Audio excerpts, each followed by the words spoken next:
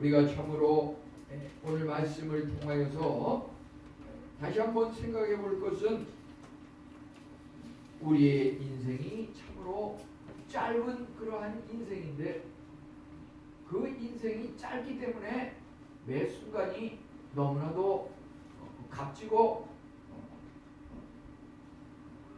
허위해서는 안 되겠다 하는 그러한 것을 여기서 우리에게 교훈하고 있다고 생각이 듭니다. 우리가 보편적으로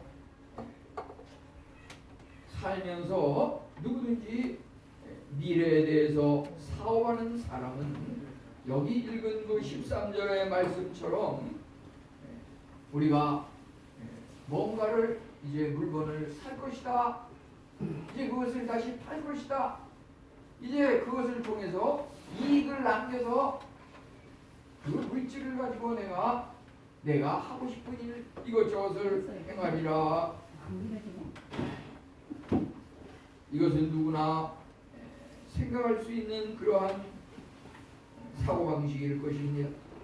그런데 모든 것이 내 생각하고 계획하는 그것대로 과연 이루어지고 있는지 그것을 돌이켜볼 때 때로는 그것이 우리 뜻대로 되지 않는 경우가 너무 많이 있고 우리 인간의 그러한 생각과 계획보다도 뭔가 또 다른 어떤 것이 우리의 삶을 지배하고 더 묵직하게 그것을 결정짓는 것을 우리는 체험하게 됩니다.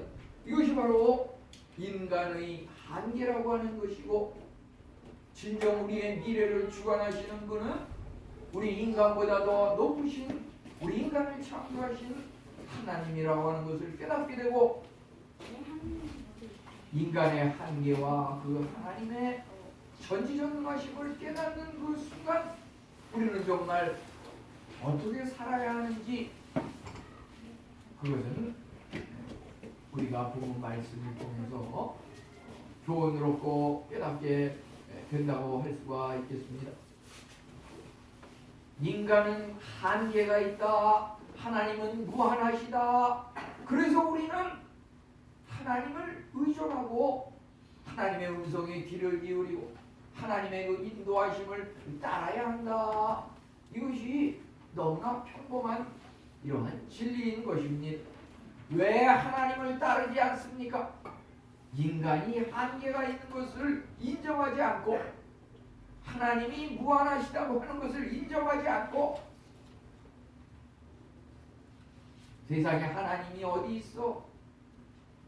내가 최고야. 내가 모든 것을 할 수 있어.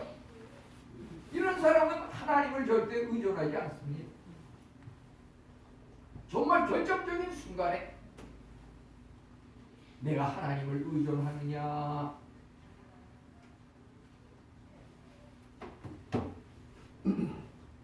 우리가 지금까지 살아온 이 생을 한번 냉철하게 돌이켜보면서 그러한 것들이 내 개인의 어떠한 능력과 내 개인의 어떤 지식과 경험에 의해서 지금 순간이 주어졌는지 아니면 우리 부모님을 통해서 우리 이웃을 통해서 이러한 것들이 이루어졌는지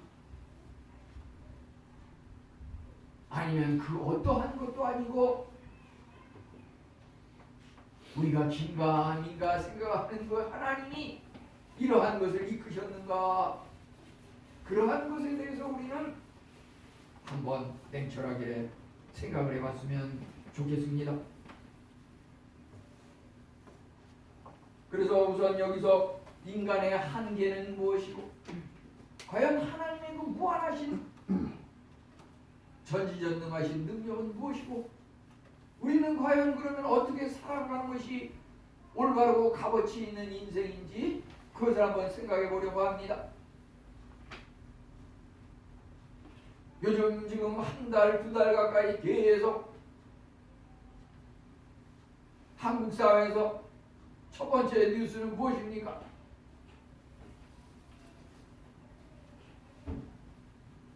이 2022년 10월 29일에 있었던 그 이태원 참사에서 158명이 죽었다고 하는데 그 중에서 여러 가지 우여곡절이 있겠지만은 한 젊은이의 그 사연에 대해서 한번 생각해 봤으면 좋겠습니다. 그 죽은 젊은이들 중에서 25살 난 조혜진이라고 하는 그 자매가 있었습니다.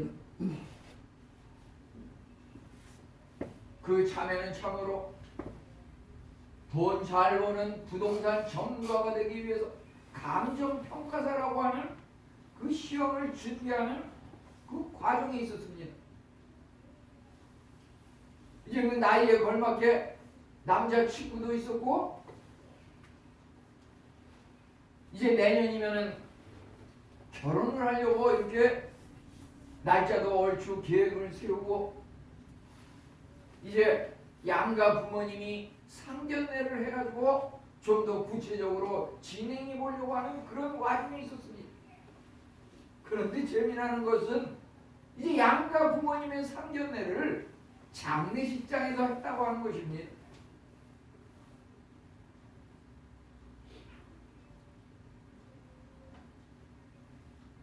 양가 부모님이 정말 신랑 될 사람, 신부 될 사람을 데리고 와서 이렇게 아름다운 모습으로 서로 인사를 나눴으면 좋을 텐데 장례식장에서 상견례를 했다고 하는 것은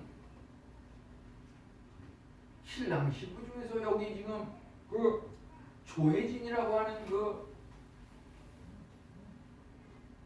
신부가 될 그 젊은 아가씨가 죽고 자리에 없기 때문에 장례식장에서 양가 부모가 처음 상견례를 하였습니다.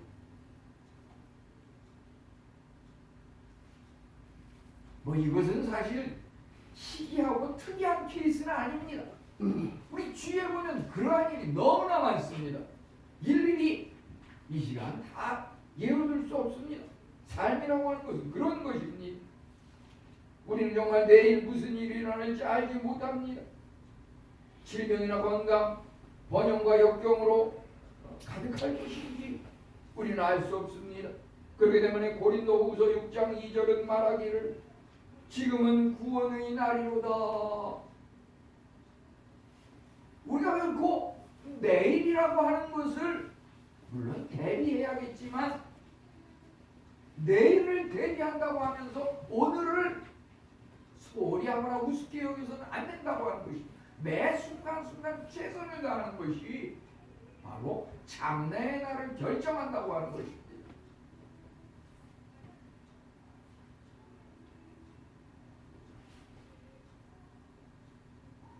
사업을 하는 사람은 돈을 벌어서 많은 이익을 남기는 그것을 추구하겠지요. 공부하는 학생은 성적이 좋아가지고 장학금 듣다고 뭐 좋은 학교에 진학하고 그러한 것을 목표로 삼을지 모르겠습니다.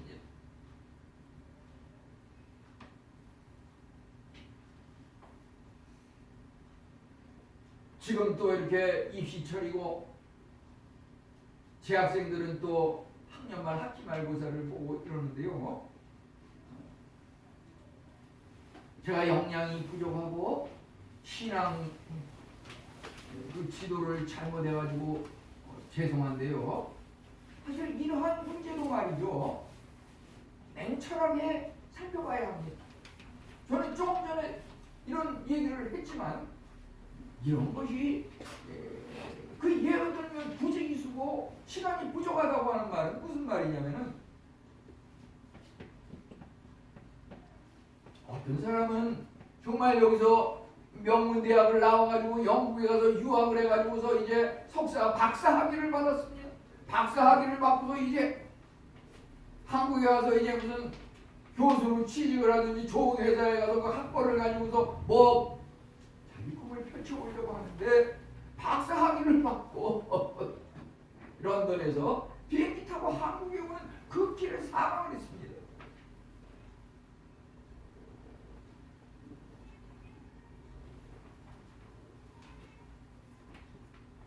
우리 청년 시절에 같이 신앙생활을 하던 그 자매 중에서 보면은 비슷한 시기에 결혼을 했는데, 제가 그 모대학에서 박사학위를 받을 때 같은 날 박사학위를 받았던 그 치과대학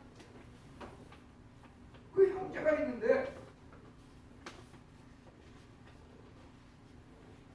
얼마 되지 않아서 갑자기 죽더니 그 자매가 그냥 홀몸이 돼버렸어요. 우리 공부할 때는 뭐 공부가 최고고 뭐고 다 생각하지만, 돈 벌 때 장사 때는 장사가 최고라고 생각하지만, 우리가 생명 앞에서 정말 하나님이라고 하는 분이 어떠한 분인지, 뭐가 가장 중요하고 값어치 있는 인생인지, 그것을 냉철하게 깊이 생각해 봐야 한다고 하는 것입니다. 무신론자, 이기주의자들은 돈을 벌어서 내가 하고 싶은 일, 내가 무언가 누리고 싶은 거, 세상의 명예와 권세와 쾌락을 누려보리라.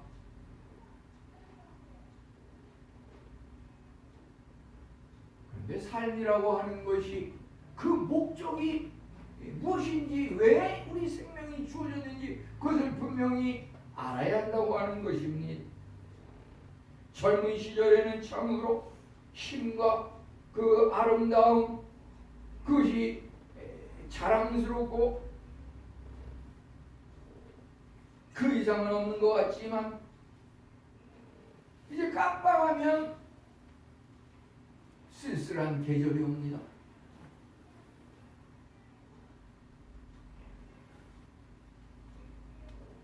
여러 가지 그 그림 중에서 오늘 말씀이 참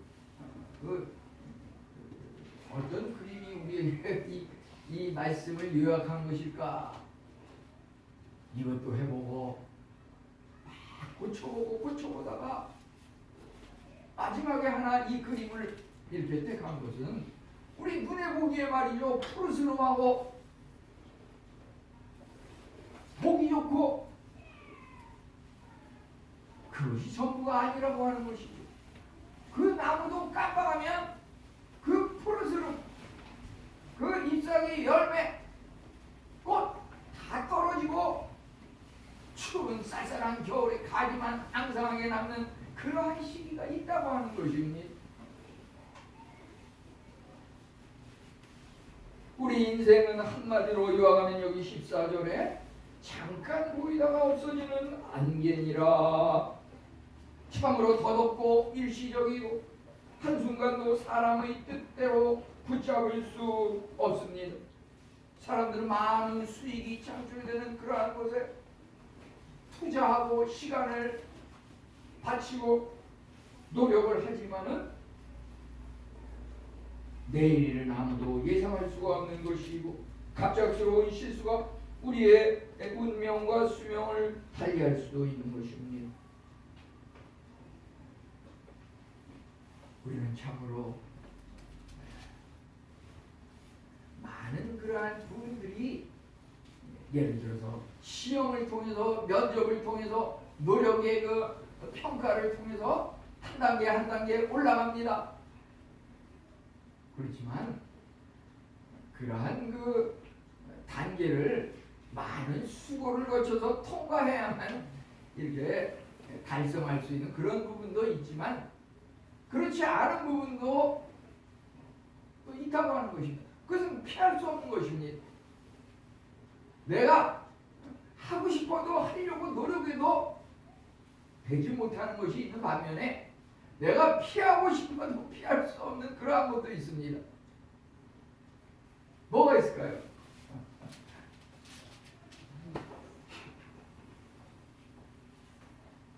우리 이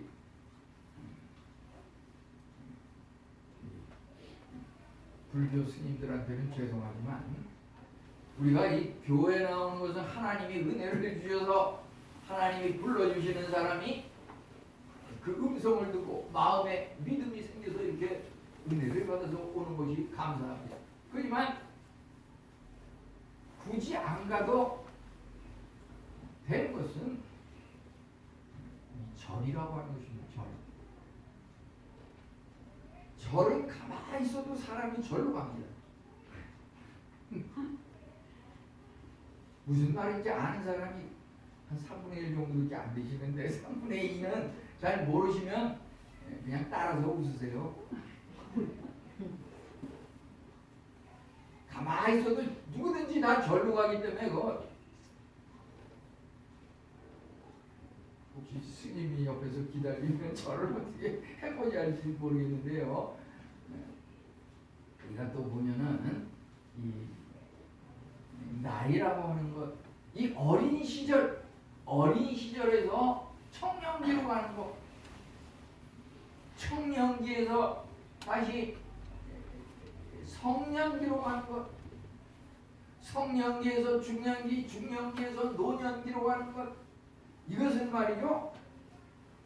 그냥 가만히 있어도 누구나 피할 수 없는 그 일종의 진급 계급이야, 인생의 계급이에요. 그것을 어떻게 피할 수 있습니까?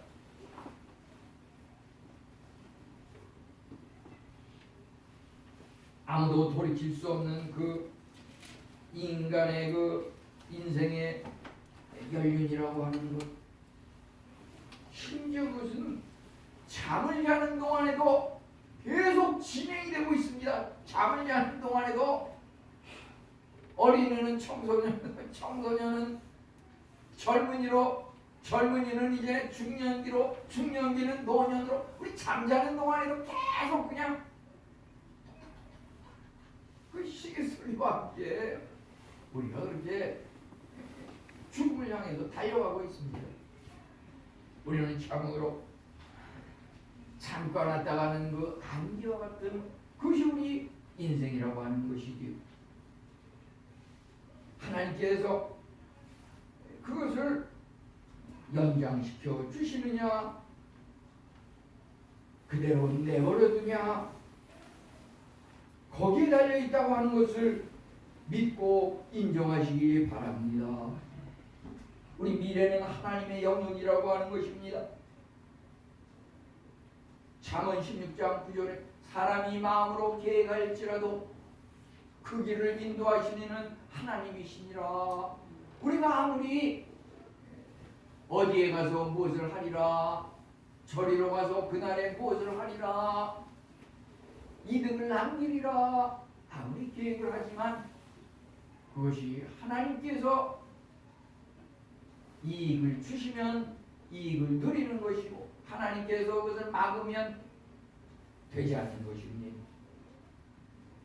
우리가 사는 삶에서 정말 정치인들의 세계는 참으로 하루가 다르게 예측할 수 없게 급변하게 돌아가고 있는 것을 보게 됩니다.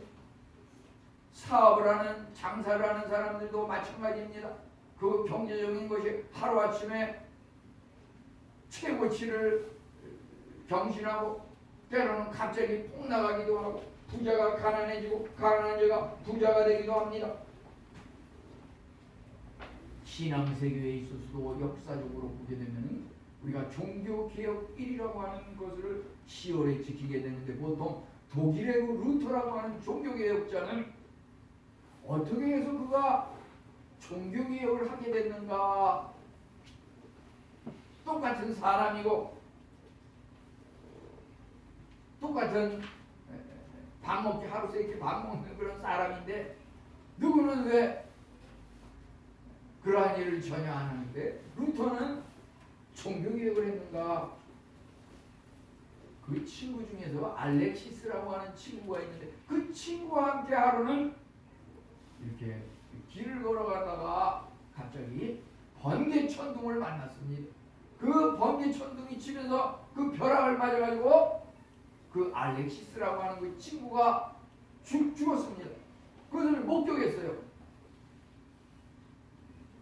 루터는 그 당시에 법학을 전공하는 학도였는데 그 끔찍한 것을 갖다가 목격하고서 그것이 하나의 삶의 계기가 되어가지고 그가 대학교 2학년을 중퇴하고서 법학도에서 이제 신학도로 바뀌게 되었습니다.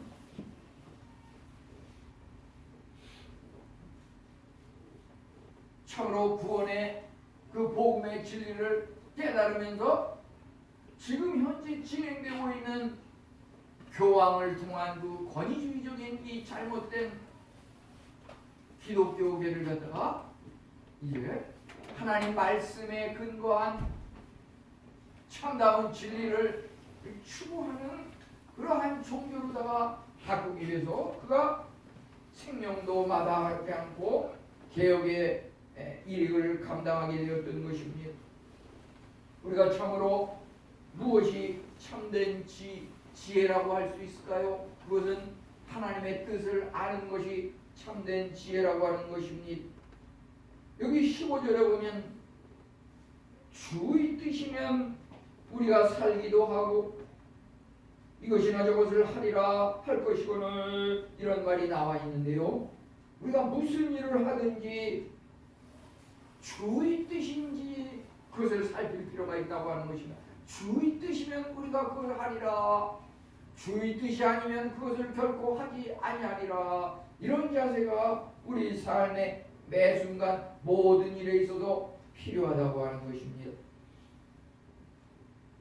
복된 소식, 복음은 우리에게 참으로 가장 불가능한 자에게도 가능성을 심어준다고 하는 것입니다. 복음이야말로 너는 가능해, 무엇이든지 할 수 있어, 이러한 음성을 우리에게 들려준다고 하는 것입니다.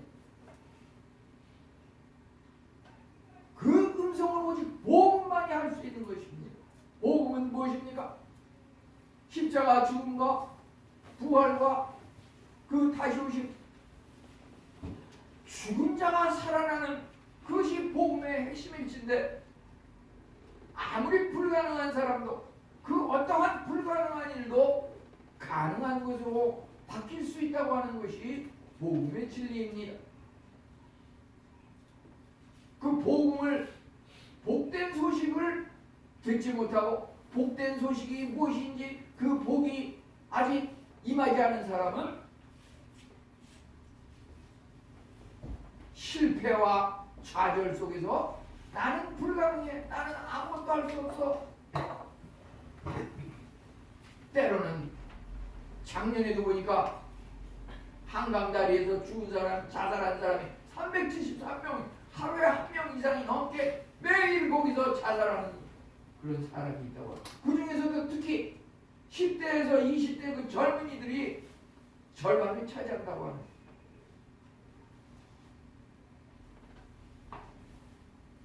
하나님을 믿고 복음을 받아들일 때 우리는 너는 할 수 있어, 나는 너를 응원한다, 이런 음성을 우리가 들을 수가 있게 되는 것입니다.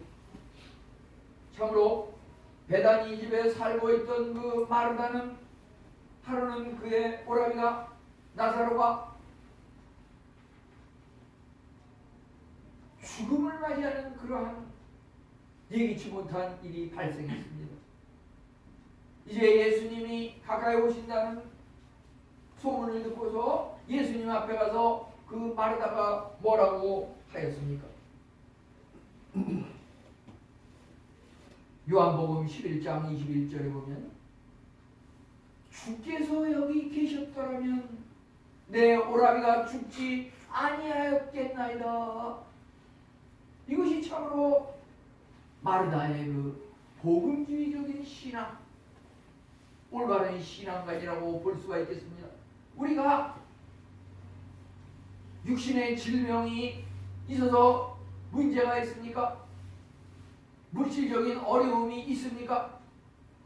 어떤 가정과 이웃 간의 화목에 관한 문제가 있습니까?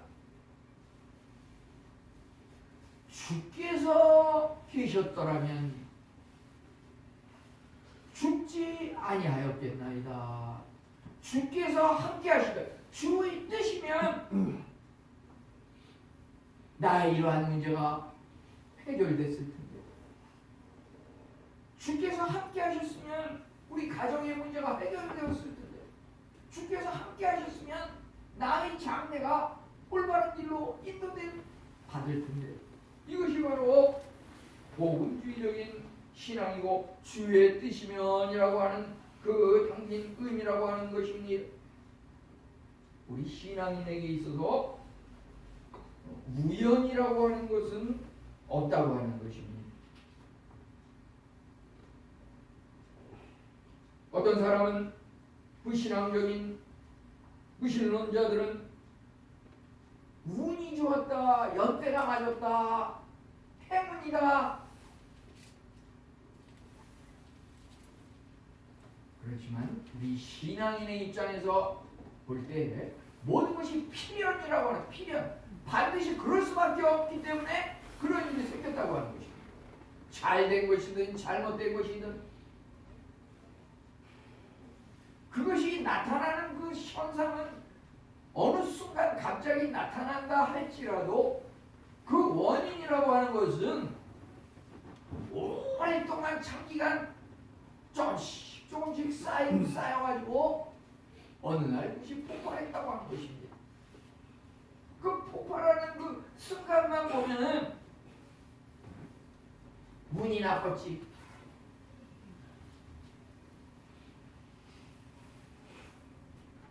그러지 않을 수도 있었을 텐데 하필이면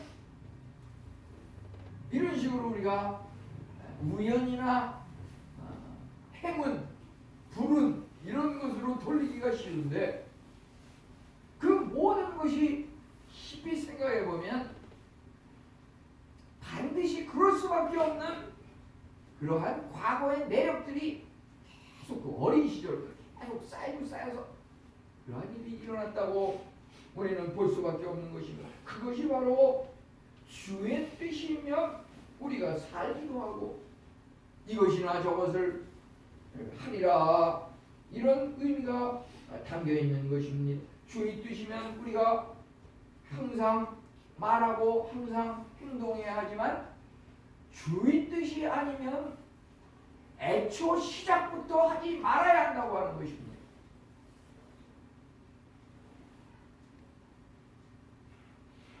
이제 12월 연말도 이제 이번 주하고 다음 주밖에 안 남았는데요. 연초에 참으로 많은 계획을 이런저런 계획을 세우면서 출발했을 것입니다. 지난 12월까지 이제 보내면서 그러한 계획들이 얼마만큼 실행이 되고 얼마만큼 하나님의 그 은혜로 열매를 맺었습니까?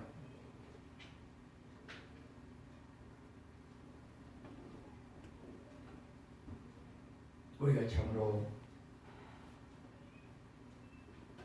시작할 때부터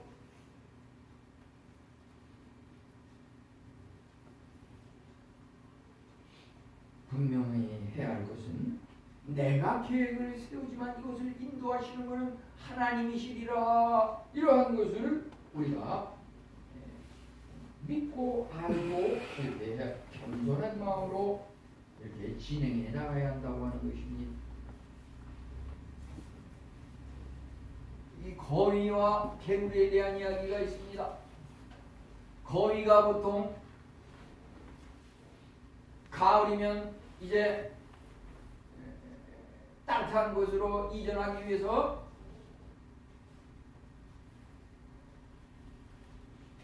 매 가을마다 남쪽을 향해서 출발하려고 합니다. 이 한 번은 그 개구리가 거위에게 다가가서 그 두 마리 거위에게 나도 좀 데려가 달라고 이러니까 이 거위가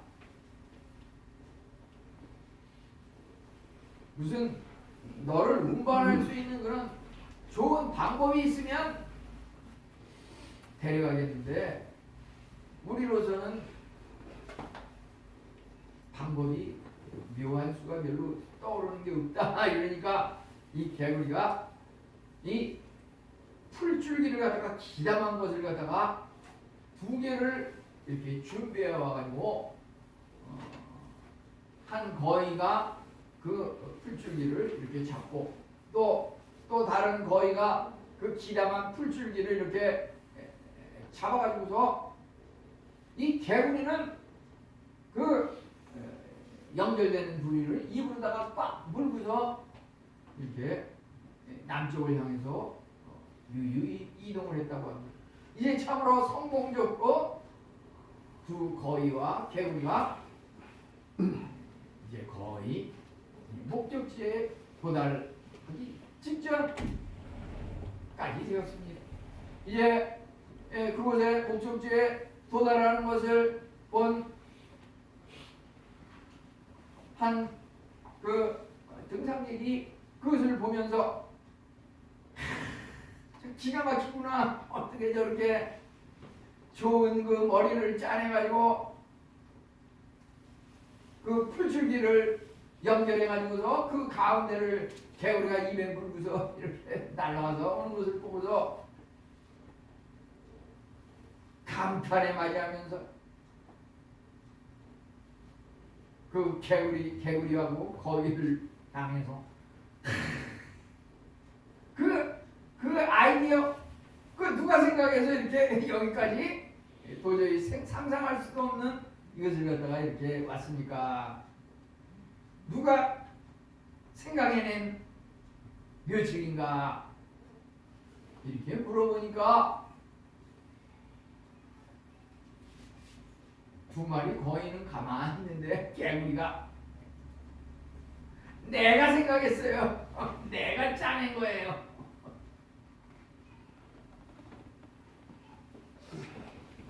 어떻게 됐을까요? 내가 했어요. 그 말을 하는 순간 입을 갖다가 이렇게 벌리면서 말을 하니까 그냥 뚝 떨어져서 폭삭 그냥 땅에 떨어져서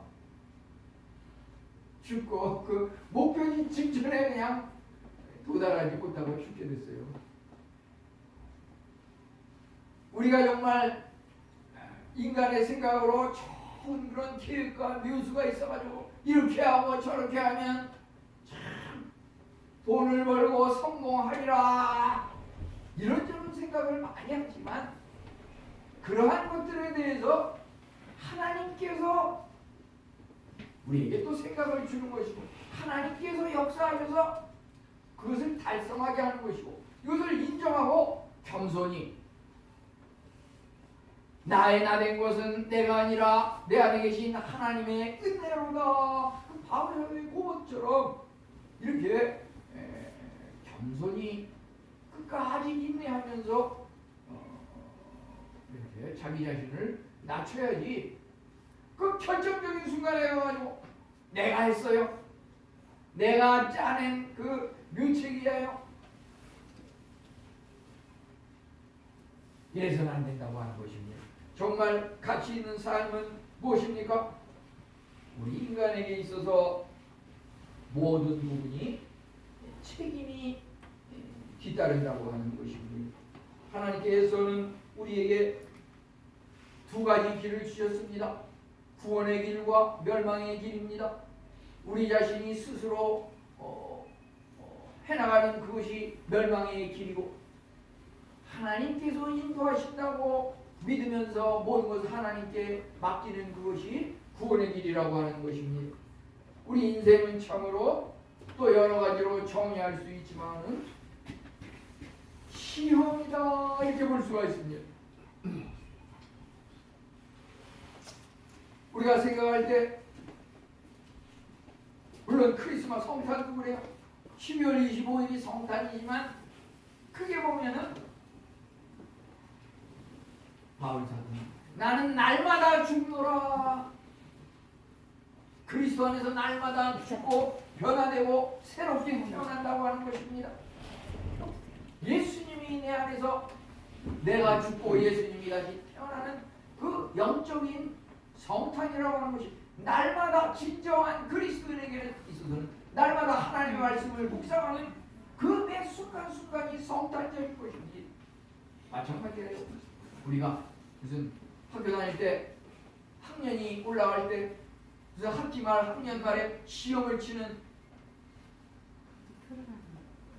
회사에 입사하기 위해서 면접을 보는 그것만이 시험이 아니라고 하는 것입니다. 우리 인생 자체가 태어날 때부터 죽을 때까지 모든 것이 시험이라고 하는 것이다. 시험.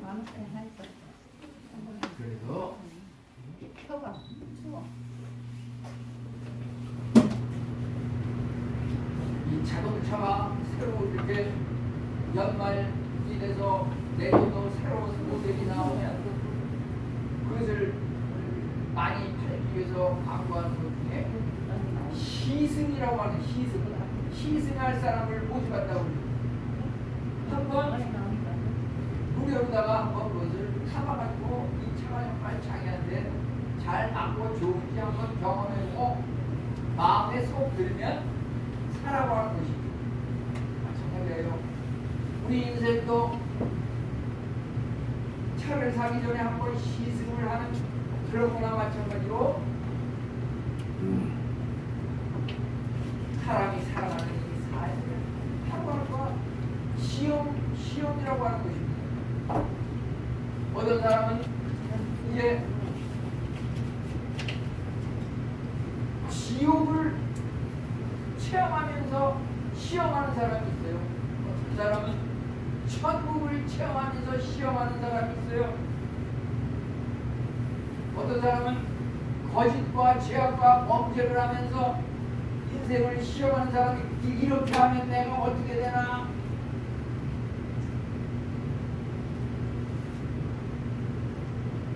사람이 잘못하면 죽는다 그러는데 정말 죽나 한번 최악의 범죄를 한번 저질러 보자.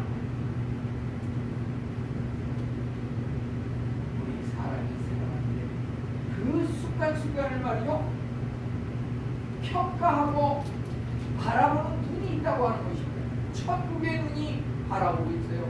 지옥의 눈이 바라보고 있어요. 저승사자가 바라보고 있어요. 바라보면서 자기 마음에 쏙 드는 사람을 스카웃해서 데려와요.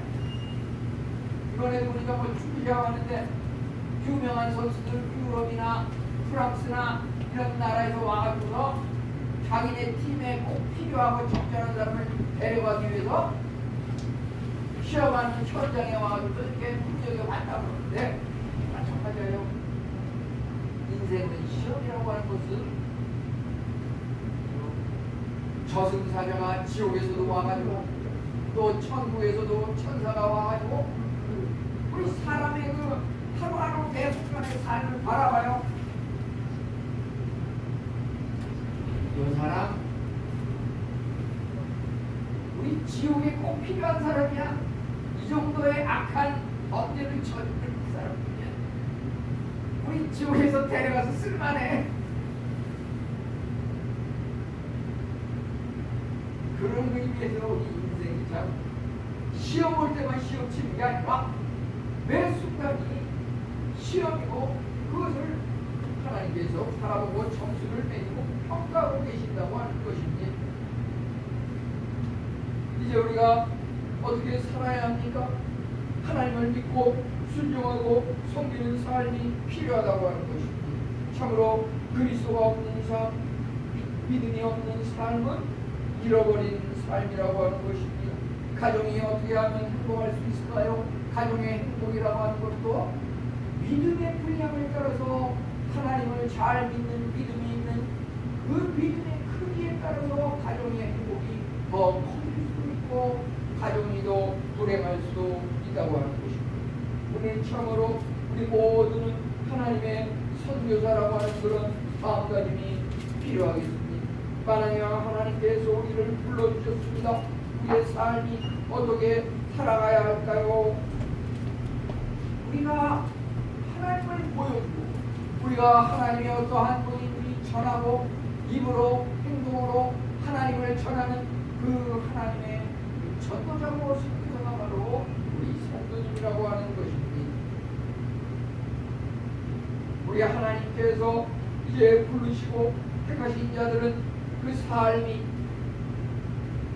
안 될래야 안 될 수가 없는 것입니다. 그 하나님께서 부르셨기 때문에 어찌 하나님을 믿는 자로 하여금 부끄러움을 당하게 하겠느냐, 세상 사람들로부터 손가락질을 받게 하겠느냐. 우리가 참으로 마지막으로 17절에 보면 선을 행할 줄 알고도 행하지 아니하면 죄니라. 우리가 아는 것과 행하는 것이 일치해야 한다고 하는 것입니다. 보라 지금은 구원의 날이로다. 하나님께서 말씀하시지만 우리 인간들은 내일 지금 당장은 아니라도 때가 되면 믿을 겁니다. 문제는 그 내일이라고 하는 것이 정말 우리에게 올 거냐 하는 그러한 친구를 보여줍니다. 일단 그렇게 말하는 사람은 내가 믿고 하나님 앞에 나오는 그 직전까지는 그냥 세상을 따라서 마음대로 한번 살아보리라고 하는 그런 선언인 것입니다. 사실 그 마음속에는 엄밀하게 하나님을 믿고 주님 전에 나오기 전에는 세상에 파묻혀도 내 마음대로 이것저것 하면서 살아보리라. 이것보다 마찬가지입니다.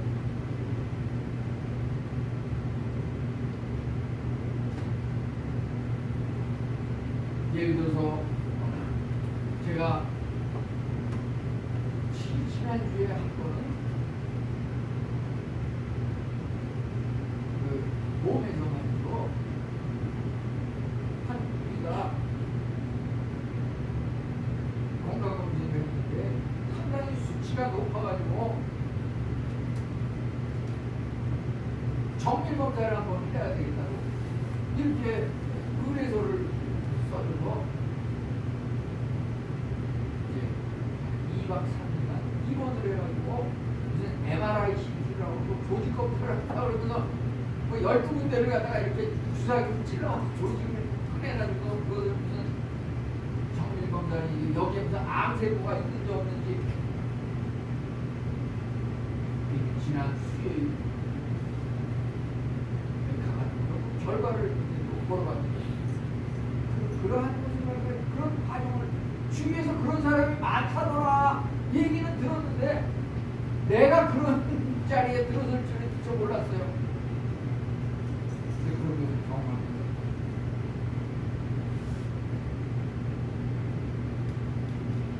하나님, 내가 이것 때문에 무슨 암이라도 진단이 나와가지고서 정말 5년, 10년 내에 죽게 된다 그러면 우리 가정이 얼마나 절망할 것이며 또 우리 사랑하는 성도님들을 어떻게 대면할 것이며 여러 가지 생각을 하게 되더라고요. 이 뭐 이렇게 무슨 우리 나 어른들이니까 이게 학문에다가 무슨 내시경 같은 걸 이렇게 넣어가지고 말이죠. 조직을 채취한다 그러는데 어휴 굉장히 아파. 너무 아파가지고 말이죠. 한번 찔리면 막 아각 소리가 나는데 정말 그거 누워가지고 말이죠. 이사에서 오시다 그냥 구절 말씀을 자꾸 이제 자꾸 외우면서 그것을 참게 됩니다.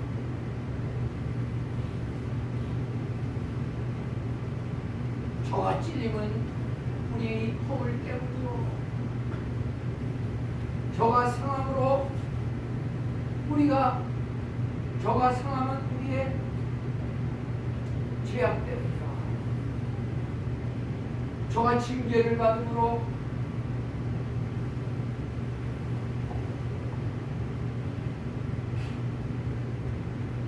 우리가 평화를 누리고 저가 징징에 맞음으로 나음을 입었도다. 우리는 다 양 같아서 그리 되가요 각기 제 길로 가거늘 여호와께서는 우리 죄악을 그에게 담당시키셨도다. 그가 채찍에 맞은 것, 그가 찔림을 받고 징계를 받은 것, 그가 아픔을 당한 것, 그 하나님께서 내 죄 때문에 나를 용서하고 낫게 하시기 위해서 그랬던 것을 갖다가 나의 모든 아픔이 하나님께 전가된다고 하는 것을 생각하면서 그 아픔을 이기게 되는데 이제 정말